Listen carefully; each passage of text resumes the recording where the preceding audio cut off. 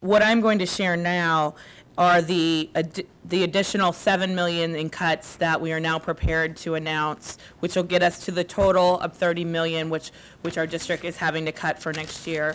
And before I share what we've come up with, I just want to share a thank you to my staff who's worked tirelessly for the last month on identifying what are the last basically 17 million.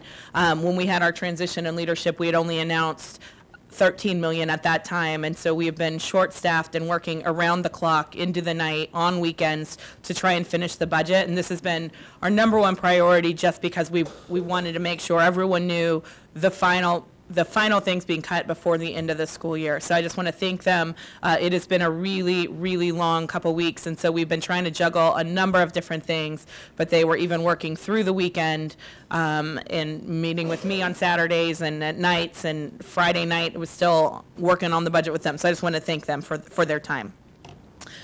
So today I'm recommending an additional $7 million in budget cuts to the board, which will bring the total amount of reductions to $30 million in staffing, services, and support for our students. These are dire financial times, and the budget cuts present the school district with some of the most difficult and challenging decisions that we have made in years. We've spent many hours evaluating our options for this round of cuts, specifically in an effort to protect teaching jobs and our students' educational experience. Although these cuts are extremely difficult, I believe we have approached the process with caring efficiency. So in order to save an additional $7 million in the next fiscal year, I'm asking the board to consider the following. Number one, school consolidations. We have several schools in the district that are operating with fewer than 350 students. These schools are economically inefficient to operate, and students in these smaller schools are not afforded many of the services that students in our larger schools receive. So our first criteria for selecting schools for consolidation was student population, followed by the square footage of the schools versus space being utilized, and the proximity of other schools that could be combined. Based on the criteria, we are recommending 2 consolidations. First of all, Kaiser East, 5th and 6th grade campus. Those students will be relocated to Kaiser Elementary. This will be a positive move for the students because they will now have access to a library and gym on the Kaiser Elementary campus. Second, we are also recommending that Greystone Lower Elementary, pre-K, and kindergarten students relocate to the Greystone Upper Elementary School campus. Although it does mean combining young children with upper elementary age students, this is a common arrangement at many or all of our elementary schools.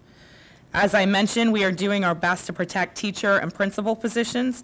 So if those consolidations involve staffing changes, we do have open vacancies for teacher and principal and support staff positions at other schools. So we will do our best to move everyone to an open position, give them whatever choices we have available at this time so that the jobs will be saved. School calendar. I am also recommending that the district end the school calendar for students early by 2 days. This will provide some savings and also allow for professional development for staff to prepare them for next year. And we did not put that on the agenda for today, but we'll be bringing that as a special item for Wednesday. Reorganization of the Operations Center. We also plan to reorganize the district operations and printing services and communications for additional cost savings. We are cutting 30% of our cabinet positions as well, and will no longer employ a chief operating officer, a chief information officer, or an associate superintendent. Their leadership responsibilities for those 3 cabinet positions will be absorbed by other cabinet members. Additional operations changes will be announced soon. A reduction to athletics and fine arts budgets.